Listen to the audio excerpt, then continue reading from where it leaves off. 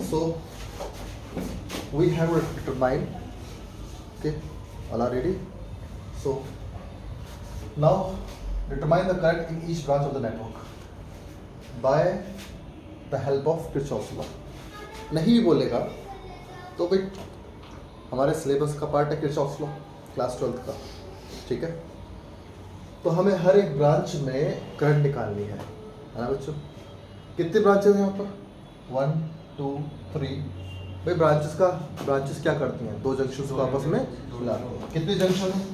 एक जंक्शन ये है, एक जंक्शन ये है ना, एक जंक्शन ये रहा, एक जंक्शन ये।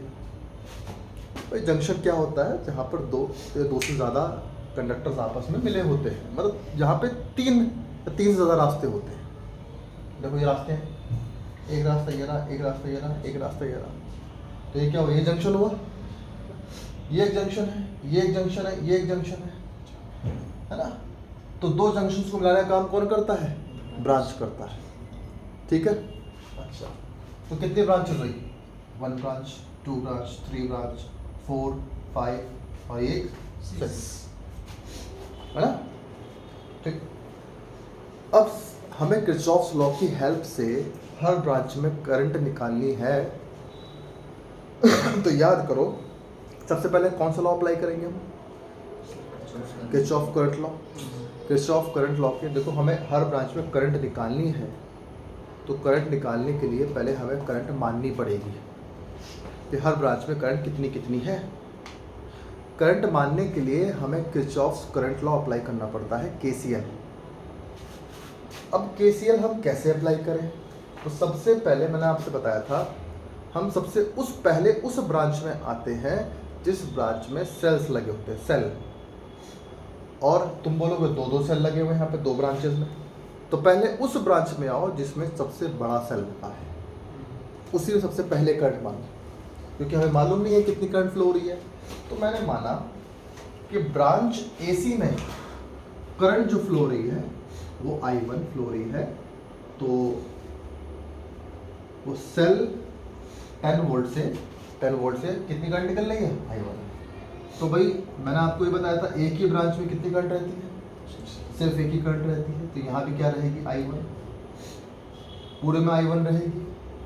अब जंक्शन पे आ करके हम किरचॉफ जंक्शन लॉ लगाते हैं, यानी जंक्शन पे आके करंट का क्या होता है? डिस्ट्रीब्यूशन होता है, ठीक बेटा। अब I1 का ए पॉइंट पे आके करंट का हो जाएगा डिस्ट्रीब्यूशन। क्या कहता है किरचॉफ करंट लॉ?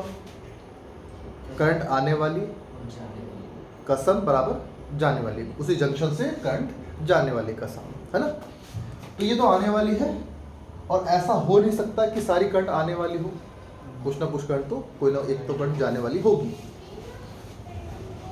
चलो भाई, मैंने मान लिया I1 में से एक करंट चली गई ऊपर वाली ब्रांच में। देखो भाई, दो ब्रांचेस हैं, एक करंट तो माननी पड़ेगी। मैंने आपसे क्या बोला कि अननोन क्वांटिटीज कम से कम होनी चाहिए। अगर अननोन क्वांटिटीज कम से कम होंगी तो इक्वेशंस कम से कम बनेंगी, ठीक है बेटा।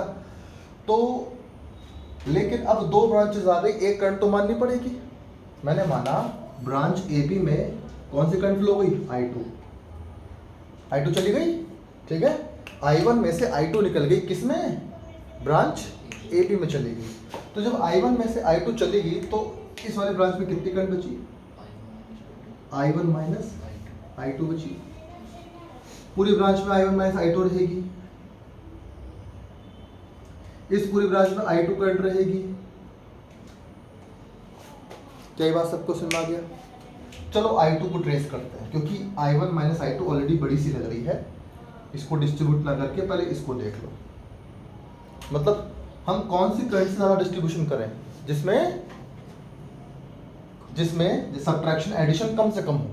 जैसे यहाँ दो करंट का सब्ट्रैक्शन हो रखा है, यहाँ पे सिर्फ एक ही करंट है I2, है ना।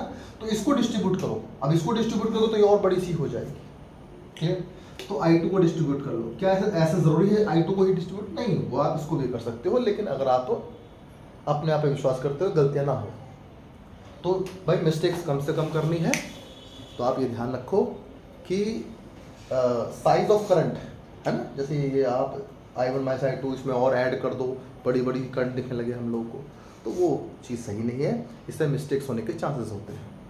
तो मुझे डिस्ट्रीब्यूट करना चाहिए I2 को as compare to I1 minus I2। Clear? तो I2 पे आ जाओ बेटा, फिर से जंक्शन बी आ गया, जंक्शन बी आ गया, मुझे नहीं पता इन दोनों में करंट का नहीं पता मुझे। क्लियर? मुझे एक करंट और माननी पड़ेगी, पक्की बात है, ठीक है। I2 आने वाली करंट है, अब इन दोनों में से इन दोनों ब्रांच में किसी में एक करंट माननी पड़ेगी। किस में मानना चाहिए मुझे? इसमें मानना चाहिए कि इस वाली ब्रांच में मानना चाहिए? भाई जिसमें सेल लगा है उसको प्रायोरिटी देनी चाहिए, जिसमें सेल लगा है उसको प्रायोरिटी दो। तो अब ये प्लस वाला है, तो प्लस से करंट निकलती है, तो एक काम करो, इससे मान लो ये करंट निकल रही है, कौन सी निकल रही है भाई? I2 मान चुके हो, I3 नहीं माना आपने, तो I3 ले लो, मजबूरी है I3 लेना, I3 लेना मजबूरी है हमारी। अब ये I2 आ रही है, I3 आ रही है, तो दोनों का यहाँ पे क्या हो जाएगा? एडिशन हो जाएगा, that will be I2 plus I3, I2 plus I3। अभी हम किरचॉफ्स करंट लॉ यूज कर रहे हैं सिर्फ। बात क्लियर हो गई बच्चों से मेरे, है ना?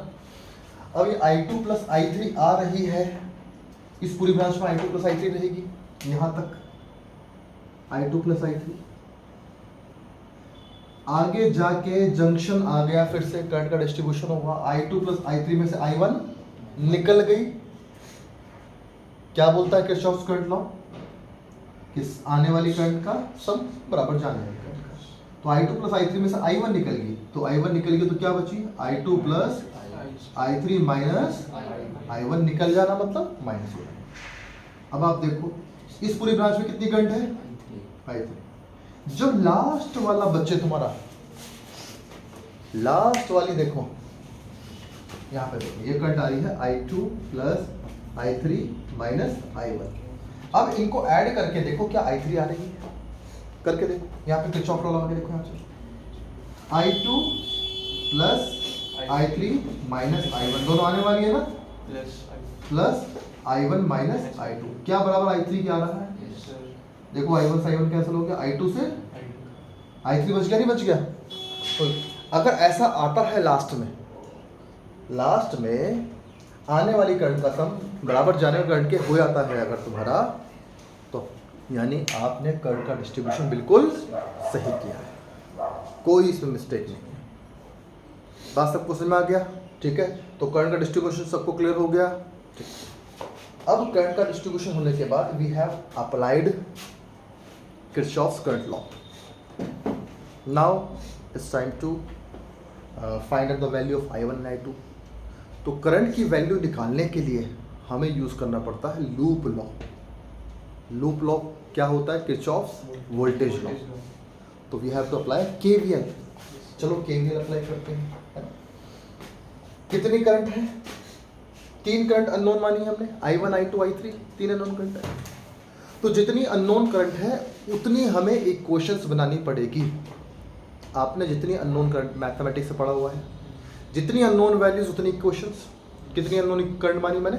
3 अननोन करंट मानी। इसलिए I4 I5 नहीं मानी मैंने। अगर मैं मानता सब्ट्रैक्शन की बजाय I4 I5 मान लेता तो मुझे नंबर ऑफ इक्वेशन बढ़ानी पड़ जाती है, जिससे मेरी कैलकुलेशन बहुत टफ हो जाती है। तो करंट आप ब्रांचेस में कम से कम मानो, जिससे इक्वेशंस कम से कम बने। तो we have to make 3 equations. 3 equations बनाने के लिए आपको 3 लूप्स लेने पड़ेंगे। लूप ऐसे लेने पड़ेंगे कि जिसमें I1 I2 I3 इक्वेशन में तीनों आ जाए, तीनों बन जाए। ठीक है, तो 3 लूप ले लो। देखो हमें साफ दिख रहा है, एक लूप ये दिख रहा है, loop number 1, loop number 2, loop number 3 दिखता है सब बच्चों को, है ना? ऐसा बना दो। लूप नंबर 1, ये है लूप नंबर 1, ये है लूप नंबर 2, ऐसा बड़ा सर्कल बना दो। ये है लूप नंबर 2। ठीक बेटा, ऐसा क्यों किया हम लोगों ने? अब हमें लूप लेने के लिए हमें डायरेक्शन लेनी पड़ेगी। देखो कैसे लेनी है, दीपांशु बेटा उस दिन आया नहीं था, अब देख लो ध्यान में। तो from apply KVL in loop 1, loop 1 का नाम बताओ बेटा, वर्ष तू बता बेटा। Loop 1 A D C A, शाबाश, A D C A। ठीक है, चलो भैया कहाँ चलना स्टार्ट करोगे? ए से चलने, ठीक है। कैसे चले? इस डायरेक्शन पे चले?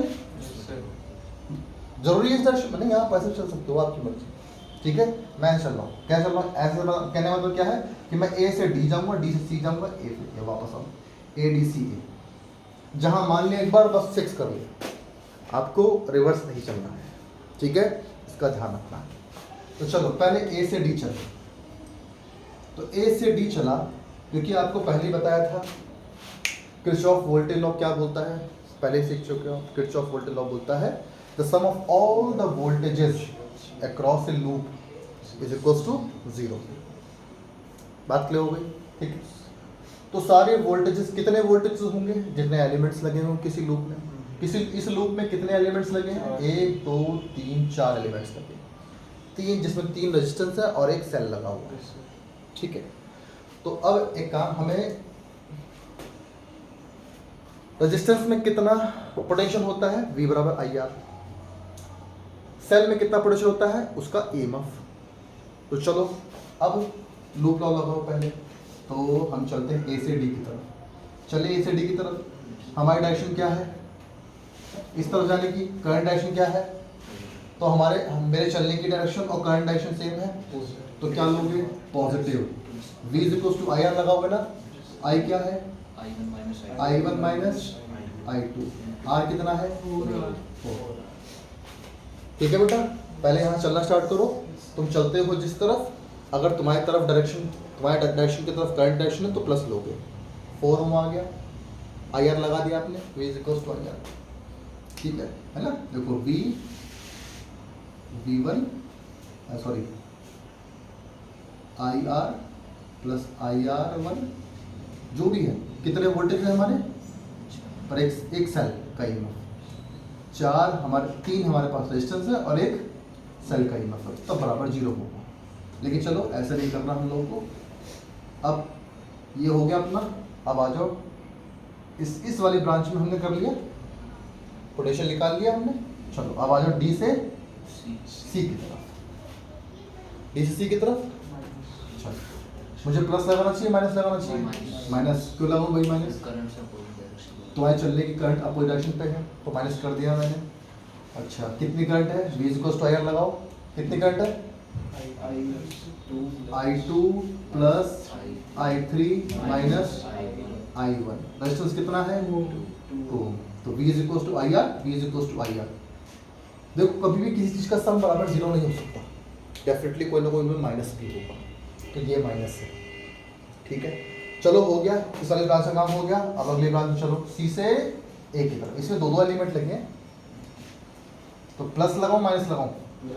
प्लस, क्योंकि हमारे चलने की तरफ करंट डायरेक्शन है, हमारे चलने की तरफ करंट की डायरेक्शन है, that's why we have taken positive side.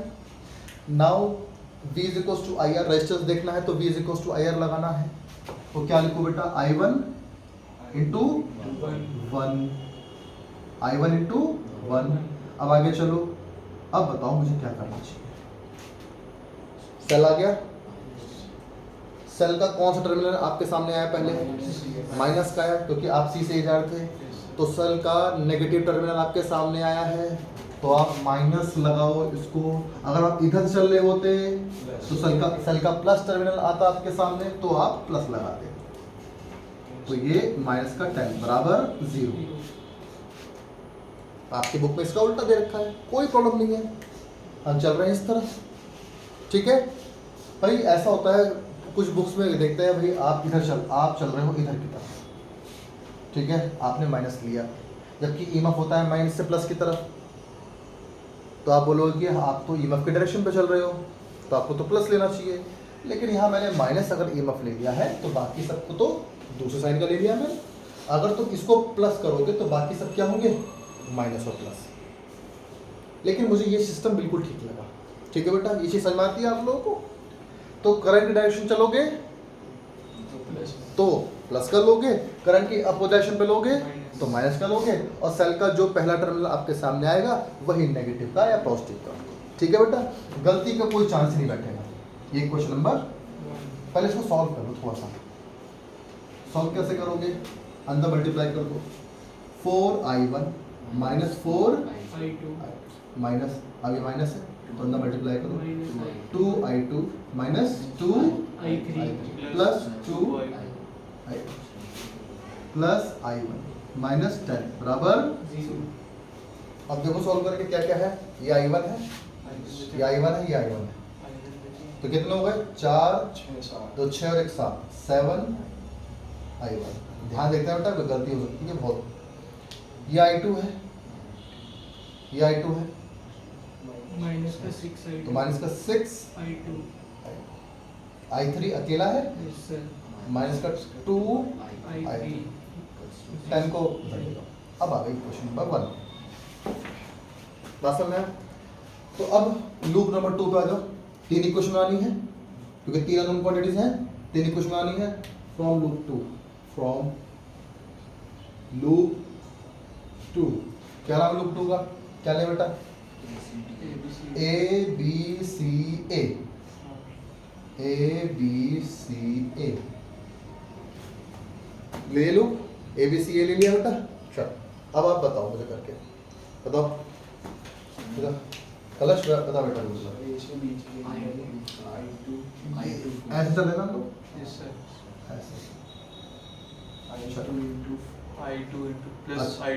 i2 into 4, very good, plus लगाए ना, प्लस माइनस की हैबिट कर लो। चलो फिर प्लस शाबाश, i2 प्लस इंटू 2, फिर प्लस लगाओ माइनस लगाओ, प्लस i1 इंटू 1, तो छोड़ दो उसको, माइनस 10 इज इक्वल्स टू 0। इसको मल्टीप्लाई कर दो आप, ठीक है, 4i2 plus 2i2 plus 2i3 plus i1 बराबर 6i2 पहले i1 कर लो, i1 plus 6i2 plus 2i3 is equals to 10। Question number 2 अब एक क्वेश्चन आनी है, थर्ड वाली लूप ले लो, फ्रॉम लूप 3, क्या नाम है लूप 3 का, B C D E B है, B C D E B, आप ये भी लिख सकते हो B E D C B, ऐसे भी कर लो। तो मैं क्या चला, ऐसा चला, तो ये डायरेक्शन मेरी लूप की चलने की है, ठीक है। चलो अब अप्लाई करो, i2 प्लस i3 इंटू 2,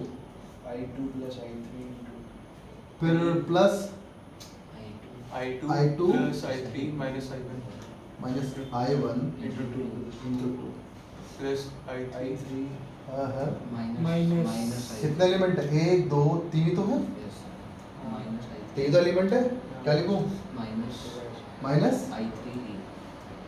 5 होगा, कहाँ हो तुम, resistance का देखो गलती कर दी ना,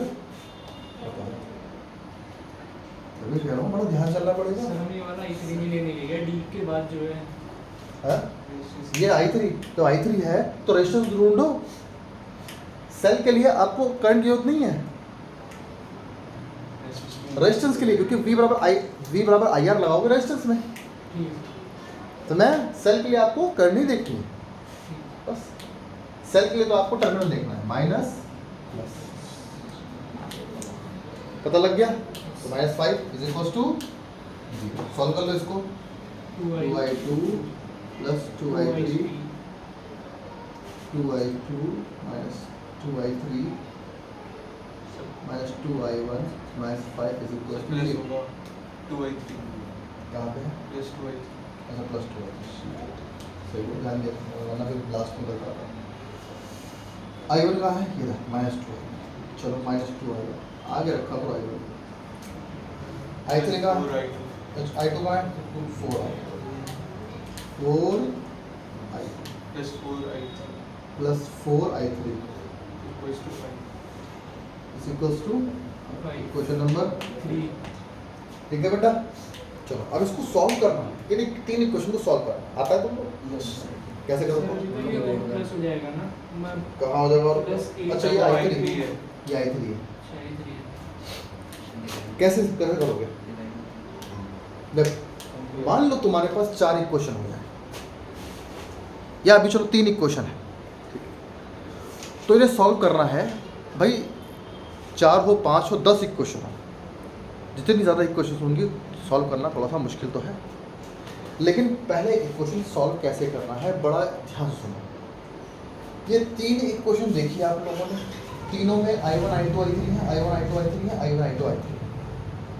अब एक काम करो, आप 3 इक्वेशन से 2 इक्वेशन तैयार करो, 3 इक्वेशन से 2 इक्वेशन तैयार करो, और उन 2 इक्वेशन में सिर्फ 2 अननोन क्वांटिटीज ही होनी चाहिए। मतलब जैसे मैंने टारगेट कर लिया i3 को टारगेट कर लिया, मैंने कहा 2 इक्वेशन बनानी है, उन दोनों इक्वेशन में कौन नहीं होनी चाहिए? कौन नहीं होना चाहिए? i3 नहीं होना चाहिए। 2 इक्वेशन में बनाऊंगा मैं, 3 इक्वेशन की हेल्प से 2 इक्वेशन बनाऊंगा मैं, और उन 2 इक्वेशन में i3 नहीं होना चाहिए। ज़रूरी i3 को टारगेट करना नहीं, आप i1 i2 को जिसको मर्जी आप टारगेट कर सकते हैं। जैसे अभी देखो यहाँ पर पहले इक्वेशन देखो, पहले इनको ऑब्जर्व करो, किसको एलिमिनेट करना आसान है?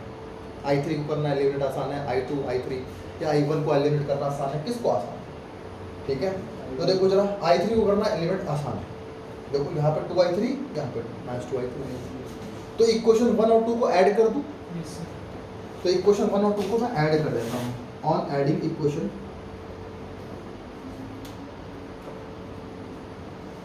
इक्वेशन 1 एंड 2, ठीक है, तो देखो क्या बनेगा बच्चों, बताओ मेरे 8i1 7 और 1 8i1 0i2 8i1, देखो इसको है और इसको, तो दोनों का आगे प्लस प्लस लगा है, तो 7 और 1 8i1। अब देखो ये दोनों कैंसिल हो गया, दिख रहा है क्या? ऊपर नीचे रख के रहता हूँ, करवा फिर से कोई दिक्कत नहीं, लिख लो, तुम समझ जाओगे, लेकिन तुम्हारे सामने मे भी हो सकता है भविष्य में हजारों बच्चे बैठे हैं, हो सकता है ना, हो सकता है दीपांशु? सर हो सकता तो सर आप कंपनी को हो सकता है या फिजिक्स वाला नहीं होगी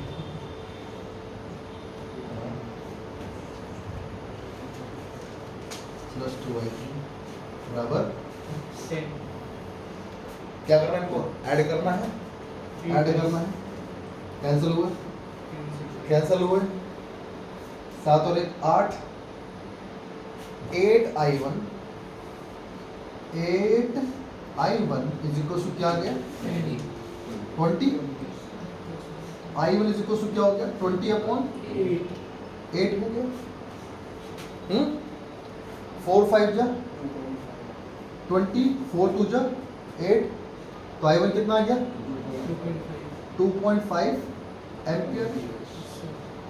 देखो सोने पे सुहागा हो गया, पहले में ही तुम्हें पहले शॉट पे तुम्हें i1 की वैल्यू मिल गई, ठीक, लेकिन टारगेट नहीं भूलना है, वो टारगेट कौन है?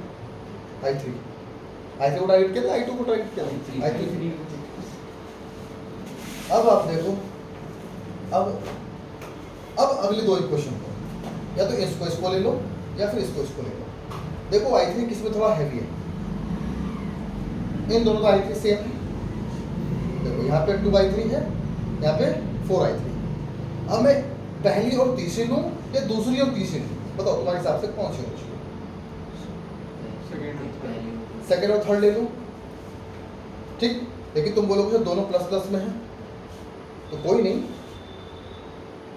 इसमें 2 है, इसमें 4 है, तो इस वाली इक्वेशन में 2 से मल्टीप्लाई कर दूँ। अगर 2 से मल्टीप्लाई कर दूंगा तो ये क्या हो जाएगा? 4 हो जाएगा, और दोनों इक्वेशन को सब्ट्रैक्ट कर दूँ। सब्ट्रैक्शन से क्या फ़ायदा होगा? सब्ट्रैक्शन से फ़ायदा होगा चीज़ें और कम हो जाएंगी। इससे लेता मैं तो एडिशन करना पड़ता, एडिशन से नंबर बड़ा होता। दूसरा 7 आ गया, 7 भी है, 6 भी है, चलो 6 इसमें भी है, 7 इसमें है, मल्टीप्लाई करता तो 7 नंबर मेरा और बड़ा होता। मेरा फायदा इन दोनों से है, 2 और 3 से।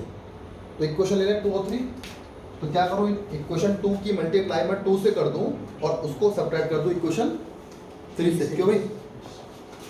तो ऑन मल्टीप्लाइंग बाय 2, इक्वेशन 2 को मल्टीप्लाई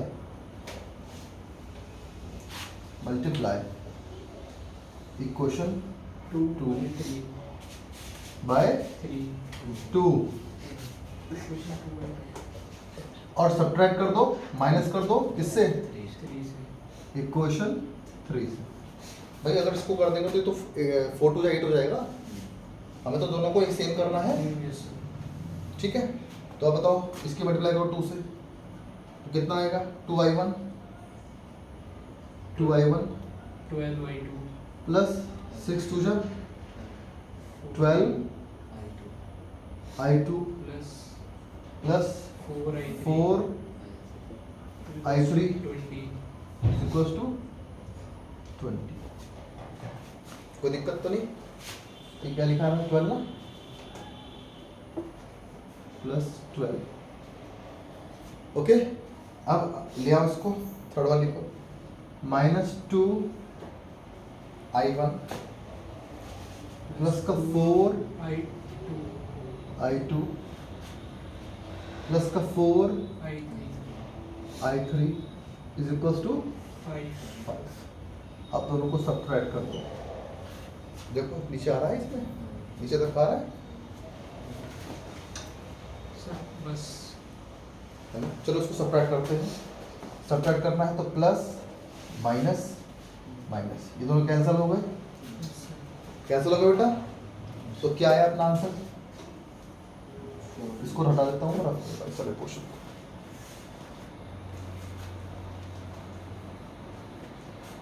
तो क्या है बच्चों मेरे? 4i1 plus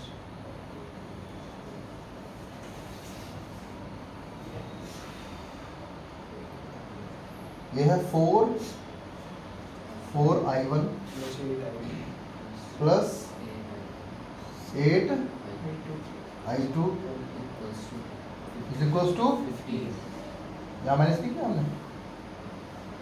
15। आगे नहीं आ गया? Now put the value of i1 here. एक क्वेश्चन कौन सा हो गया? 4 put 10 i1 in equation 4. So here we will get 4 into 2.5, 4 into 2.5, देखो आगे plus 8 i2 i2 is equals to 15। 10 2500 का 100 10 आया है ना? yes sir 10 8i2 8 i2 is equals to 15, 8 i2 is equals to 15 minus 10, क्या बचा? 5 5। तो i2 क्या है बच्चों मेरे? 5 अपॉन 8 एम्पियर। कोई दिक्कत तो नहीं? क्लियर हो गया है ना? अब तुम्हें i1 भी मिल गया है, अब तुम्हें i2 भी मिल गया है। जल्दी से i1 और i2 की वैल्यू किसी भी क्वेश्चन में रख दो, 1 और 2 3 में। किस में रखना पसंद करोगे? हल्की सी क्वेश्चन कौन है? हल्की सी क्वेश्चन कौन है? ये वाली, राइट सेकंड वाली। तो put the value of equation i1 and i2 in equation number 2। समझ में आएंगे? कोई प्रॉब्लम तो नहीं है? तो ये हो गया, put i1 and i2 in equation 2। क्यों बच्चों? yes sir तो बताओ क्या आएगा? i1 क्या है? 2.5 इसी क्वेश्चन में रखना है प्लस 6 इंटू 5/8 5/8, फिर plus 2i3 is equals to 10। अब जल्दी सॉल्व करके बताओ क्या आएगा? 2 3 जा 6, 2 4 जा 8 तो आया ये 2.5 प्लस 15/8 आ रहा है। I3 15/4 15/8 आ रहा है। plus 2I3 is equals to 10 plus 2I3 is equals to 10 और I3 15/8 आ रहा है। कितना आ रहा है 15/8। 15/8 तो I3 आया बेटा 15/8 एक बार चेक कर लेना 15/8 एम्पियर तो ये I3 है ये अपना I2 है ये अपना I1 है आगे तीनों करंट ठीक है क्या इतना में हो गया काम अपना नहीं अभी नहीं हुआ पूरा अब बताओ ब्रांच सीए में कितनी करंट है यहाँ कर और कुछ होगी काफी सारी एक ही बोर्ड में सब आ जाएगा एक बार ब्रांच सी बताओ करंट बेटा कितनी है इसकी फोटो क्लिक कर लेना तुम लेके चले जाना ठीक है ब्रांच सी में करंट कितनी बताओ ब्रांच सी में कौन सी करंट है I1 तो करंट इन ब्रांच ऐसे लिखोगे बोर्ड एग्जाम में current in branch branches first किस में है सीए में क्या है I1 की वैल्यू क्या है 2.5 है सेकंड कौन सी ब्रांच है AB में कितनी है कौन सी करंट है I2 कितनी है 5/8 एम्पियर थर्ड ब्रांच कौन सी लिया आपने AD में कौन सी करंट है I1 माइनस I2 तो क्या है I1 क्या है 2.5 माइनस 5 अच्छा मान लो एक चीज मान लो आप मान लो 2.5 और इनको सब्ट्रैक्ट करने के बाद मान लो नेगेटिव में वैल्यू आ गई करंट आई माइनस की तो माइनस की करंट क्या बोलेगी आपसे माइनस की करंट बोलेगी कि आपने जो करंट मानी है वो गलत मानी है मतलब आपने डायरेक्शन की गलत मानी है वो डायरेक्शन इधर नहीं होगी A to D नहीं होगी वो क्या होगी D अगर माइनस में आता है प्लस में आता है तो आपने बिल्कुल सही लिया बात सबको समझ आ गया अगर डायरेक्शन गलत आ गई तो दोबारा से सॉल्व करना पड़ेगा। ना कोई सॉल्व करने की जरूरत नहीं है आप बोलोगे जैसे आपने A से D लिया है करंट डायरेक्शन क्या लिया है A से D सॉल्व करने के बाद नेगेटिव वैल्यू आ गई करंट माइनस में आ गई तो आप उसमें लिखोगे the direction of current is from D to A वो आपने जो I1 minus I2 A to D ली है वो A to D नहीं होगी वो क्या होगी D to A sign fuse से बस साइन से ये पता लगा अगर कोई करंट माइनस में आती है कंफ्यूज नहीं हो ना तो सोचोगे कि यार डर गया भाई नेगेटिव में आया आंसर तो नेगेटिव का मतलब ये है कि आपने जो करंट मानी है वो उल्टी डायरेक्शन में ले ली है उसकी डायरेक्शन नीचे से ऊपर नहीं ऊपर से नीचे ऐसा समझ सकते हो ठीक है ये कर लोगे हाँ बेटा ऐसे ही लगे रहना उसको चेंज मत करना लास्ट में लिख देना ठीक है बेटा तुम बिल्कुल गलत नहीं हो बिल्कुल सही हो तुम शुरू में कैसे देख के बता सकते हो करंट कहाँ से कहाँ फ्लो हमने तो मान लिया सब तो मान के चले हैं लास्ट में अगर नेगेटिव में आती है तो उसका कहने का मतलब ये है करंट ऐसे नहीं उल्टा रहेगी ये लिख देना ठीक है तो इसको देख लेना 4 नंबर पे ये भी सॉल्व कर कितना आया क्या आया प्लस का है माइनस का प्लस का ही आएगा तो हमने सही माना है तो कोई टेंशन नहीं तुम बाकी देख लेना फोर्थ वाला ये भी निकाल लिया इसका बताओ BC वाला current in BC I2 plus I3 से तो प्लस नहीं आएगा तो 5/8 प्लस 15/8 तो कर लेना ये प्लस में आएगा और फिफ्थ वाला बताओ ये CD में I2 plus I3 minus I1 अब इसको करना है I2 की वैल्यू आपको पता है I3 की वैल्यू पता है आपको I1 की वैल्यू पता है रख लेना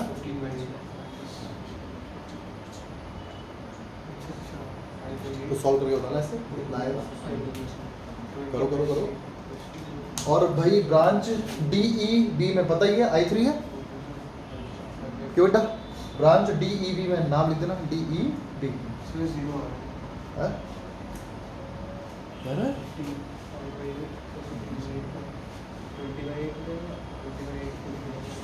5/8 करके देखो ना। जीरो तो यहाँ पे हमारा 5 I2 कितनी है बेटा? 5.8 प्लस 15/8 माइनस 2.5 ये आएगा 0। तो यहाँ पे कोई करंट नहीं है इसका मतलब इस वाले में कोई करंट नहीं फ्लो होगी इस वाले ब्रांच में। क्लियर हो गया? यानी इस वाले प्लांट में कोई करंट फ्लो ना होने का मतलब क्या है? पोटेंशियल एट सी बराबर किसके है?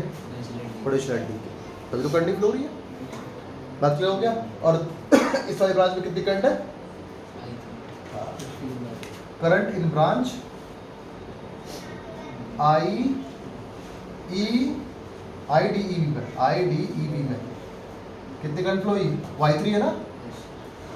I3 आपको पता है 15/8 है। तो आज पूरा बोर्ड हो गया, एक ही बोर्ड को समझ में। ठीक है बच्चों? ठीक है, उसको ध्यान। Okay, thank you very much.